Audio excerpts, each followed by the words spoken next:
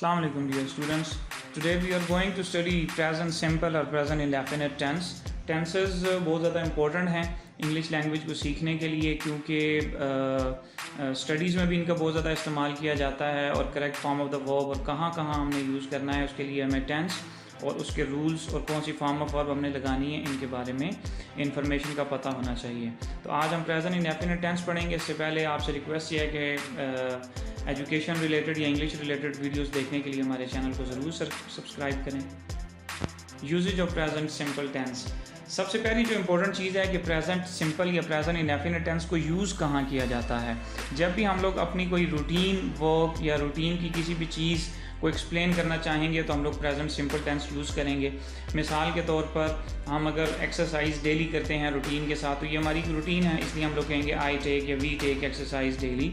इसी तरह से कोई हैबिट है हमारी, कोई आदत है या कोई नेचर है, हमारी नेचर के अंदर कोई चीज़ है, तो हम उसको एक्सप्लेन करने के लिए प्रेजेंट सिंपल या प्रेजेंट इंडेफिनिट टेंस को यूज़ करते हैं। मिसाल के तौर पर she always speaks the truth. अब ये उसकी हैबिट है या नेचर में शामिल है कि वो हमेशा सच बोलती है, तो हम present simple present indefinite tense का यूज़ करते हैं।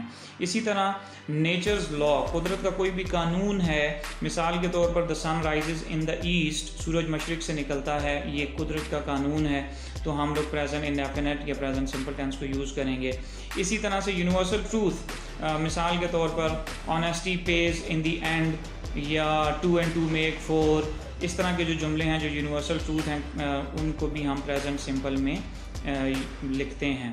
इनकी एग्जांपल्स क्या हैं? अभी एग्जांपल्स आपके सामने कुछ डिस्प्ले हो रही हैं। आई टेक एक्सरसाइज डेली, ठीक है, तो ये एक रूटीन वर्क है। इसी तरह से she always speaks the truth, ये उसकी हैबिट या नेचर है, तो हम लोग प्रेजेंट इंडेफिनिट टेंस यूज़ करेंगे। तो यहाँ पर आप ये देख लें कि आई के साथ हम लोगों ने सिर्फ first form of the verb use की है, जबकि शी के साथ फर्स्ट फॉर्म के साथ हमने एस भी लगाया है, स्पीक के एंड पर एस भी लगा हुआ है, ठीक है। तो ये रूल भी हम आपको आगे एक्सप्लेन करेंगे, उसके लिए आप वीडियो को मतलब देखते रहें आगे कि कहाँ पर हमने एस लगाना है वर्ब की फर्स्ट फॉर्म के साथ और कहाँ पर नहीं लगाना। इसी तरह से थर्ड एग्जाम्पल की बात करें तो the sun rises in the east, ये नेचर्स लॉ है। और फोर्थ अगर हम लोग देखें तो 2 and 2 make 4। तो ये कुछ एग्जांपल्स थी प्रेजेंट इंडेफिनिट टेंस की। फॉर्म ऑफ वर्ब इसमें हमने कौन सी यूज़ करनी है? इसमें first form of the verb use की जाती है, जिसे हम लोग बेस फॉर्म भी कहते हैं, विद आई, वी, यू, दे और प्लूरल नाउन्स और प्लूरल सब्जेक्ट्स।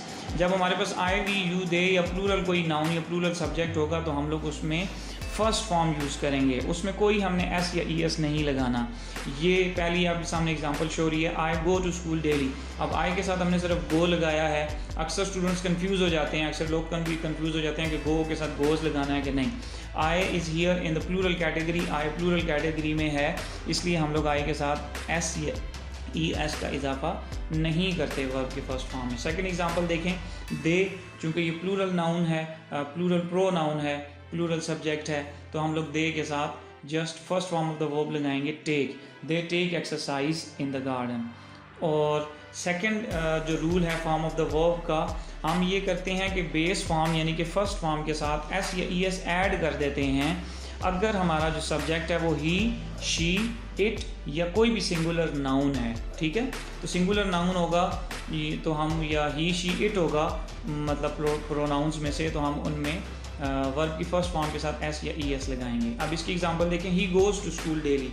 अब यहाँ पर ही यूज़ हुआ है, तो ही के साथ अब हम गो नहीं लगाएंगे बल्कि गोज़ लगाएंगे। क्यों? क्योंकि ये जो थर्ड पर्सन सिंगुलर हमारे पास प्रोनाउंस हैं, ही, शी, इट, ये थर्ड पर्सन सिंगुलर प्रोनाउंस हैं, तो इनके साथ हम लोग एस या ई एस का इजाफा करते हैं वर्ब की फर्स्ट फॉर्म में या सिंगुलर नाउन्स के साथ, ठीक है। इसी तरह से इसकी ये सेकंड एग्जांपल देखें, शी कुक्स फूड। अब शी के साथ हम लोगों ने एस लगाया, कुक्स फूड। इसी तरह से दिस बॉय, अब ये सिंगुलर नाउन है, अकेला है, एक लड़का है, दिस बॉय, तो हम लोगों ने इसके साथ भी एस लगाया है, वॉक्स स्लोली, ठीक है। तो ये आपने ध्यान में रखना है, फर्स्ट फॉर्म लगानी है। और अगर हमारे पास जो सब्जेक्ट है वो आई, वी, यू, दे या प्लूरल नाउन्स हुए तो हम लोगों ने उनके साथ एस या ई एस नहीं लगाना, ठीक है। और विदाउट एस या ई एस फर्स्ट फॉर्म सिर्फ लगानी है। और अगर हमारे जो सब्जेक्ट्स हैं वो ही, शी, इट या सिंगुलर नाउन्स हुए तो फिर हम लोग उस ही, शी, इट या सिंगुलर नाउन्स के साथ वर्ब की फर्स्ट फॉर्म में एस या ई एस ऐड करेंगे, ठीक हो गया। अब नेक्स्ट देखें, नेक्स्ट है स्पेसिफिक वर्ड्स। बाज़ औक़ात हमें इम्तिहान के अंदर इस तरह के सेंटेंसेस मिलते हैं जिनमें वो कहता है कि आप correct form of the verb लगाएं, ठीक है। तो फिर वहाँ पर कुछ स्पेसिफिक वर्ड्स हैं जो हमें ये बताते हैं कि हमने इधर कौन सा टेंस और कौन सी फॉर्म ऑफ वर्ब लगानी है। अगर आपको रेगुलरली का वर्ड नज़र आता है, डेली का वर्ड नज़र आता है, एवरी डे का वर्ड नज़र आता है या ऑलवेज का वर्ड नज़र आता है, तो आपने उसके साथ first form of the verb लगानी है। और बाकी रूल वही है कि अगर सब्जेक्ट आपके पास सिंगुलर्स हैं तो आपने उनके साथ वर्ब की फ़र्स्ट फॉर्म में एस या ई एस लगाना है, और अगर प्लूरल हैं तो फिर आपने उसमें एस या ई एस नहीं लगाना। मिसाल के तौर पर ये फर्स्ट एग्जांपल है द स्वीपर्स। अब स्वीपर्स प्लूरल है तो हमने क्लीन ही सिर्फ लगाना है first form of the verb. और एवरी डे का वर्ड हमें बता रहा है कि प्रेजेंट इंडेफिनिट का जुमला है, इसलिए हम लोग फर्स्ट फॉर्म यूज़ करेंगे। इसी तरह ये देखें, she always speaks the truth. Always का वर्ड हमें बताता है कि ये प्रेजेंट इंडेफिनिट का है जुमला, इसीलिए हम लोग इसके साथ फर्स्ट फॉर्म स्पीक्स लगाएंगे। और स्पीक के साथ एस ऐड हुआ क्योंकि ये शी है, थर्ड पर्सन सिंगुलर प्रोनाउन है। सिंगुलर जो हमारे पास सब्जेक्ट होता है उसमें हम एस या ई एस ऐड करते हैं। अब नेक्स्ट है इनके प्रेजेंट इंडेफिनिट टेंस के जो जुमले हैं उनका स्ट्रक्चर कैसा होगा। तो इनका जो स्ट्रक्चर है that is very basic, subject verb object, SVO, subject verb object. सबसे पहले हम लोग सब्जेक्ट लगाते हैं, फिर वर्ब लगाते हैं, फिर ऑब्जेक्ट लगाते हैं। What is subject, what is verb and what is an object. Subject किसी भी जुमले में काम करने वाला होता है, और वर्ब किसी भी जुमले का फेल या वो काम है जो उस जुमले में हो रहा है, और ऑब्जेक्ट जो एक्शन रिसीवर होता है, जिस चीज़ के ऊपर काम किया जाता है, वो ऑब्जेक्ट कहलाता है नॉर्मली। अब यहाँ पर ये कुछ सब्जेक्ट्स मेंशन हैं, ही शी इट और सिंगुलर नाउन। इनके साथ हमने क्या करना है, वर्ब की फर्स्ट फॉर्म लगानी है और एस या ई एस ऐड करना है, ठीक है। दूसरे नंबर पे हम लोग वर्ब लगाते हैं और थर्ड नंबर पे जाकर हम लोगों ने ऑब्जेक्ट लगाना है। He likes meat, she likes meat, it likes meat, या सिंगुलर नाउन कोई भी होगा, the boy, the girl, Ali, Alia likes meat, ठीक हो गया। तो इस तरह से। और नीचे अगर हम लोग जो नेक्स्ट कैटेगरी है सब्जेक्ट्स की, plural category, I, we, you, they या प्लूरल नाउन्स, तो उनके साथ हम लोगों ने वर्ब की फर्स्ट फॉर्म लगानी है विदाउट एस या ई एस। एस या ई एस अब यहाँ पर नहीं आएगा, ठीक हो गया। तो I like meat, I likes meat नहीं करेंगे, ठीक है। आई, वी, यू, दे या प्लूरल्स के साथ हम लोग एस या ई एस नहीं ऐड करते, सिर्फ फर्स्ट फॉर्म ऐड की जाती है, ठीक हो गया। तो I like meat, we like meat, you like meat, they like meat, इस तरह से जो भी होगा, boys like meat, girls like meat, इस तरह। अब नेगेटिव जब आपने इसके सेंटेंसेस बनाने हैं तो उसका स्ट्रक्चर क्या होगा। इसमें प्रेजेंट इंडेफिनिट या प्रेजेंट सिंपल के जो नेगेटिव सेंटेंसेस हैं इनमें हम लोग डू नॉट या डज नॉट लगाते हैं, ठीक है। तो जो हमारे पास थर्ड पर्सन सिंगुलर प्रोनाउंस हैं, ही, शी, इट, या सिंगुलर नाउन या सिंगुलर सब्जेक्ट जो भी कोई होगा, उसके साथ हम लोगों ने डज नॉट लगाना है। क्या लगाना है, डज नॉट, ठीक है। और जब हमारे पास जो सब्जेक्ट्स हैं वो प्लूरल कैटेगरी के होंगे, आई, वी, यू, दे या प्लूरल नाउन्स होंगे, तो उनके साथ हमने डू नॉट लगाना है। बी रिमेंबर, नेगेटिव सेंटेंसेस या इंट्रोगेटिव सेंटेंसेस के अंदर वर्ब की फर्स्ट फॉर्म के साथ एस या ई एस नहीं आता, बिकॉज वो एस या ई एस आपने उस डू को दे दिया है, वो डू आपका डज बन चुका है, ठीक है। तो जब वो आपने एस या ई एस उसको दे दिया तो फिर रिपीटिशन तो नहीं होगी, हम लाइक्स नहीं कर सकते। He does not like meat होगा, she does not like meat होगा, she does not likes meat नहीं होगा। अब यहाँ पर नेगेटिव सेंटेंसेस में या इंट्रोगेटिव सेंटेंसेस में एस या ई एस मेन वर्ब के साथ ऐड नहीं होगा, बल्कि वो डू को हमने दिया तो वो इनफैक्ट डज बन चुका है हमारा, ठीक है। तो ये नेगेटिव बनाने का तरीका है। इसी तरह से इंट्रोगेटिव सेंटेंसेस बनाने का जो स्ट्रक्चर है, इसमें ये होता है कि हम लोग डू या डज को फिक्रे के शुरू में ले जाते हैं, उसके बाद फिर सब्जेक्ट लगाते हैं जो भी आपके पास ये कैटेगरी है, ही, शी, इट है या आई, वी, यू, दे या सिंगुलर प्लूरल नाउन्स हैं। उसके बाद फिर आता है आपका वर्ब और फिर ऑब्जेक्ट। और एक चीज़ ये ध्यान में रख लें कि अगर हमारे पास WH वाले वर्ड्स भी शामिल हैं, मिसाल के तौर पर कब, क्यों, कहाँ, कैसे, तो कब के लिए व्हेन यूज़ होता है। इसी तरह से कहाँ के लिए वेयर, क्यों, वाई। तो ये जो WH वर्ड्स हैं ये डू और डज से भी पहले आते हैं, ठीक है। तो जब आप लोगों ने इनका स्ट्रक्चर बनाना होगा इस तरह के जुमलों के साथ, तो फिर आपने WH वर्ड्स को इन डू डज से भी पहले लिखना है, ठीक है। तो ये बाकी स्ट्रक्चर फिर आपका वही रहेगा, डू डज के बाद आपने सब्जेक्ट लगाना है, फिर वर्ब की फर्स्ट फॉर्म लगानी है और ऑब्जेक्ट लगाकर आखिर में क्वेश्चन मार्क लाजमी लगाना है, बिकॉज ये इंट्रोगेटिव सेंटेंसेज हैं, क्वेश्चन सेंटेंसेज हैं, तो क्वेश्चन मार्क लाजमी आएंगे। नेगेटिव सेंटेंसेज की तरह इंट्रोगेटिव सेंटेंसेज में भी वर्ब की फर्स्ट फॉर्म ही लगती है और इनमें एस या ई एस ऐड नहीं होता। अब नेक्स्ट देखें, ये ट्रांसलेशन एक्टिविटी थोड़ी सी कर लेते हैं। किसान आजकल गंदम की फसल काटता है। अब इसमें जो काटना है, ये काटना बेसिकली हमारे पास वर्ब है, काम है, ठीक है। और काटने का काम कौन कर रहा है? किसान। तो किसान हमारे पास सब्जेक्ट हो गया, ठीक हो गया। तो हमारे पास ये अब जुमला है पॉजिटिव का, ठीक है। इसमें नहीं का लफ्ज़ भी नहीं है और सवाल भी नहीं है। नहीं का लफ्ज़ होता तो नेगेटिव सेंटेंस बन जाता और सवाल होता तो इंट्रोगेटिव सेंटेंस बन जाता। तो चूँकि नहीं भी नहीं है, सवाल भी नहीं है, तो पॉजिटिव है। अब हमारा जो पॉजिटिव का स्ट्रक्चर है, सबसे पहले आता है सब्जेक्ट। तो किसान, किसान की इंग्लिश फार्मर है, ठीक है। और सब्जेक्ट के फ़ौरन बाद फिर आता है आपके पास वर्ब, काटना, ठीक है। अब यहाँ पर हमारे पास काटना की, जो फसल काटना की इंग्लिश होती है वो हार्वेस्ट है, ठीक। तो अब ये जो फार्मर है, ये सिंगुलर है कि प्लूरल है? अकेला है कि ज़्यादा है? तो सिंगुलर है। जुमले में क्या पता चलता है? काटता है, ऐसे मुराद ये कि एक ही किसान की बात हो रही है। तो हमने फिर जब सिंगुलर सब्जेक्ट होता है तो हम वर्ब की फर्स्ट फॉर्म में एस या ई एस का इजाफा करते हैं। तो यहाँ पर हम the farmer harvests the wheat crop, गंदम की फसल, वीट गंदम, फसल क्रॉप, आजकल नाउअडेज।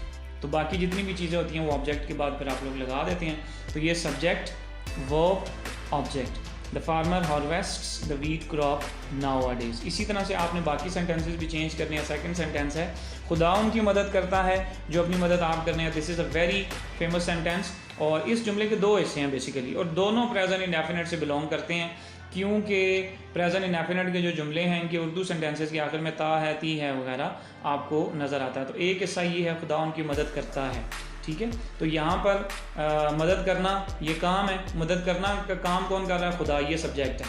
तो सबसे पहले सब्जेक्ट आना चाहिए, खुदा, गॉड, ठीक है। और मदद करना की क्या इंग्लिश होगी? हेल्प। अब खुदा अकेला है या ज़्यादा? सिंगुलर है।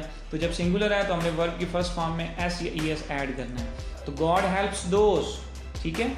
और दूसरे हिस्से की तरफ जो देखें, जो अपनी मदद आप करते हैं, तो यहाँ पर जो के लिए इंग्लिश हु यूज़ होगी।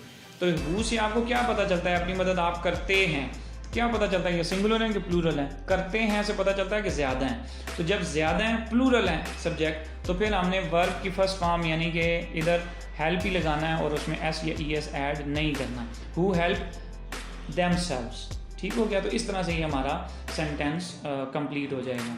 नेगेटिव सेंटेंसेस के अगर स्ट्रक्चर की बात करें तो नेगेटिव सेंटेंस हमारे नहीं का लफ्ज़ उनमें होता है, ठीक है। और बाकी वही है, ता है, ती है होगा।